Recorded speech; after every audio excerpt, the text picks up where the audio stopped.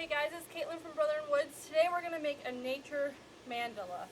So this is a great way to kind of use what's around you in nature and make a nice fun pattern with it. So I started off by doing a circle of flowers around, and then I've done spokes inside of it. And I'm just going to add some rocks kind of inside and around my mandala just to kind of give it an extra little bit of flair to it.